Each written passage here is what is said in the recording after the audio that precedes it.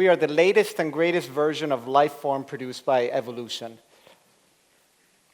What's truly special about us is that we can do things. We have abilities and capabilities that go well beyond what evolution by natural selection or DNA designed for us. We can fly, we can cure our own diseases. We've even come up with machines that essentially do most of our work. We have what is called technology. Technology is what is enabling us to go beyond the capabilities that nature provided for us and do things that many other life forms are unable to do. But what is truly unique about humans isn't just the technology, it's because we are uniquely capable of taking that technology and progressively improving it over time. This is a human activity we refer to as innovation. Now, innovation has meant that we've started out with very basic stone tools, and over time we've improved it to get to the modern society that we live in today. We're not the only ones coming up with technology. Other intelligent beings come up with technology. This is bird technology. It's a nest. Okay? But it's been like that. I mean, we've had birds for over 200 million years. I mean, humans have only been around for a couple of million years. But humans have come up with this bird's nest. This is Beijing's National Stadium, 80,000 people capacity. This is thousands of years of innovation and improvement to building technology, and that is what has led us to building these capabilities that other beings, other intelligent beings have been unable to do. Now, when we're talking about innovation, essentially, we've observed that innovation happens in waves, and these waves all largely have this shape, this form of an S-curve.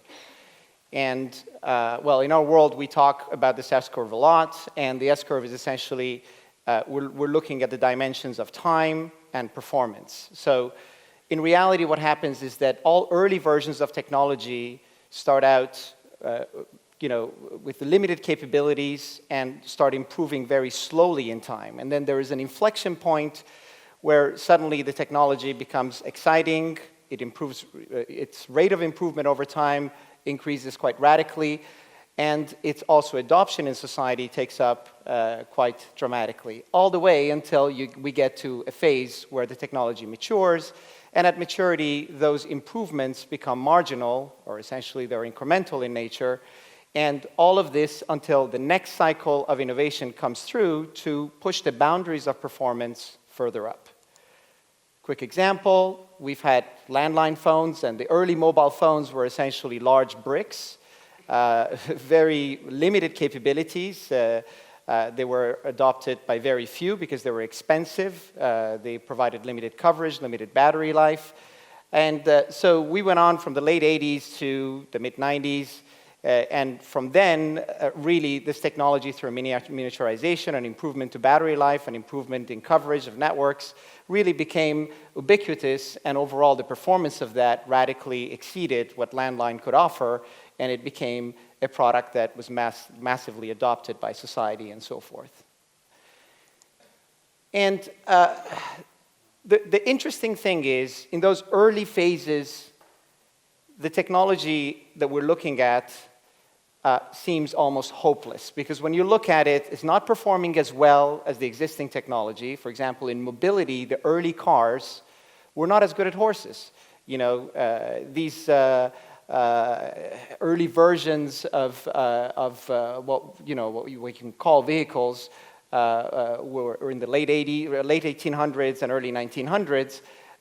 Were not. Like, people couldn't really get their head around the fact that these would ultimately someday replace the horse. And in fact, I mean, it was so incredulous that and this is apparently, a statement from the president of Michigan Savings Bank in 1903, advising his customers not to invest in a young startup called Ford Motor Company, because according to his view, based on the early phase of that S-curve, the horse is here to stay, but the automobile is a novelty, a fad. Okay? Needless to say that the people that invested became billionaires. Ford started off with the equivalent, with $28,000 at the time, which was the equivalent of a $700,000 investment in today's money. And as you all know, the rest is history. When we talk about the S-curve is also the reason why many of the things that today we take for granted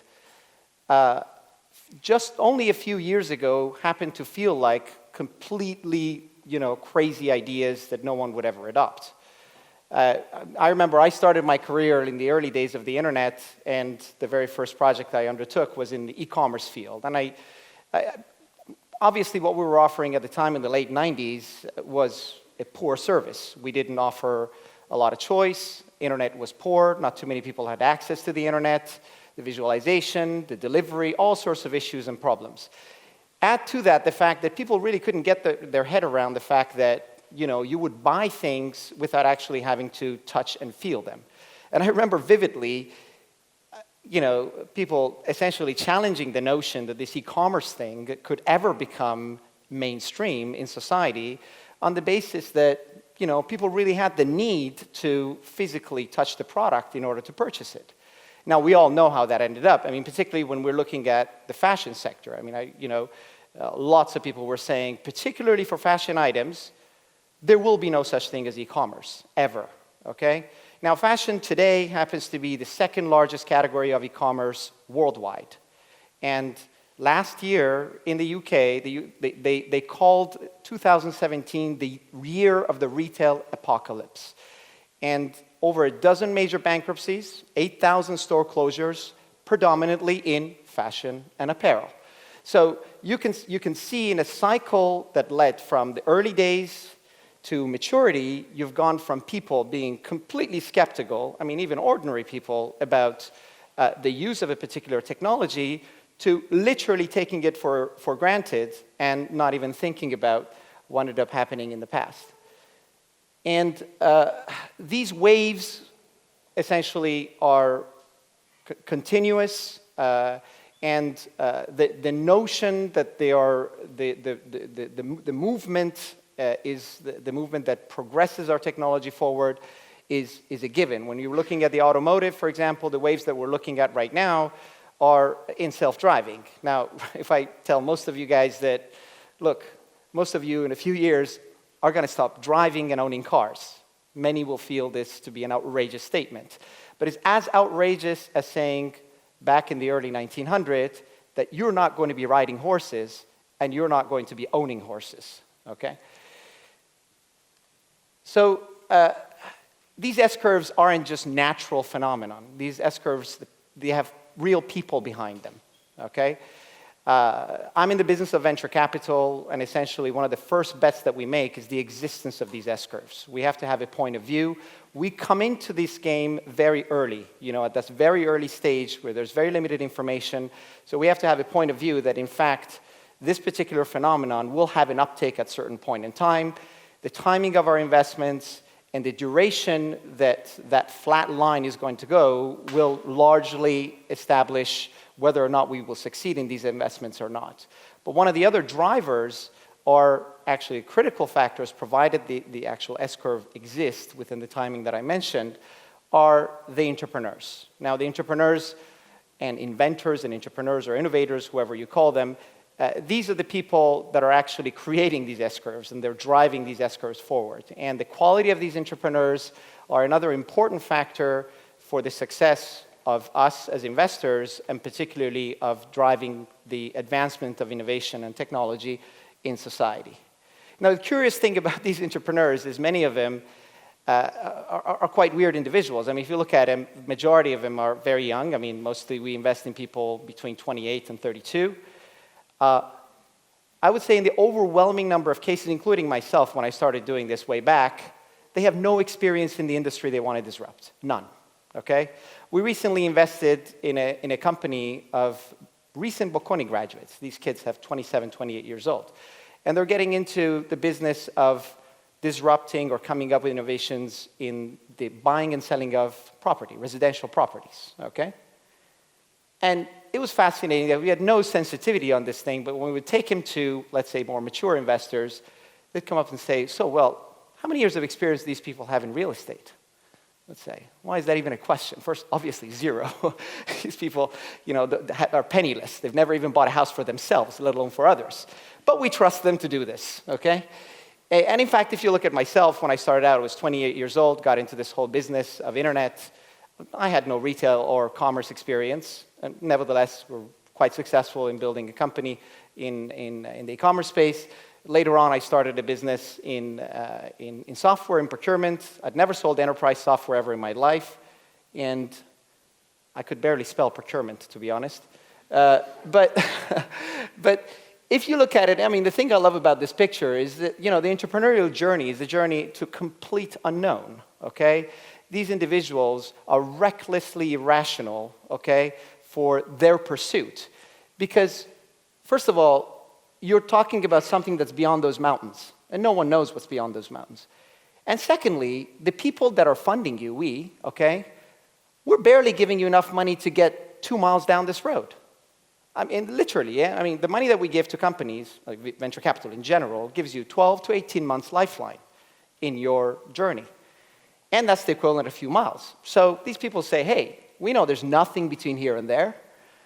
We're just going to go. We'll see what happens. So fundamentally, these are irrational human beings. And youth is, I think, is a necessary ingredient for having that level of reckless behavior, okay, because you have nothing to be responsible for, and you can pursue crazy and amazing dreams. And not being from the sector is also almost a criteria, because it allows you to actually approach problems from radically different angles. Now, large organizations, they're designed to do things systematically, deliver quality on large scale, and they are amazing places for bringing incremental improvements on products and services. But they would never undertake these irrational journeys because they would put thousands of jobs at risk. They would put their own livelihood at risk. So they are risk-averse organizations. And plus, because they want to actually pursue something with quality and so forth, the entire regimen of their business model depends on following specific routines. Now, when you take an individual and lock him up for 10 or 15 years in that sort of mentality, then they struggle to come up with out-of-the-box thinking or completely radical approaches to a particular problem. And that's why the people that are going to disrupt the real estate business are not going to be people that have done 10 or 15 years of real estate. They're going to be Bocconi grads who've never done real estate ever in their life. And I'm going to wrap up by making an analogy. I think, I see entrepreneurs in our modern society and in our modern system, or in our system going forward, as being as essential to our technological evolution as mutants are to our biological evolution, all right? We need flaws in genetic replication to come up with the weird things that ultimately, they start out looking weird, but because they are different, somehow they gain some magical competitive advantage that the process of natural selection, somehow, a few of them turn into dominant designs that overtake the previous generations of life forms, and this is how life form evolves. And if you look at it, technology evolves in a very similar way. By the way, this is a real thing. Elorus macrorus, it's called. Or better known, this little dude is called the punk turtle, okay? What's weird about him, it's not his face, all right? Now, okay, forget the green mohawk and forget the horns coming from under his cheeks, all right? Forget those. This guy, this little creature, he can breathe from his genitals. This is no joke. Look it up, all right? This is how phenomenal the process of evolution is. Now, in my business, we look for the punk turtles. These are the people that we look for. And punk turtles in our society are the ones that are critical to our technological advancement and are those few individuals among us that are going to drive this wonderful journey forward. Thank you very much.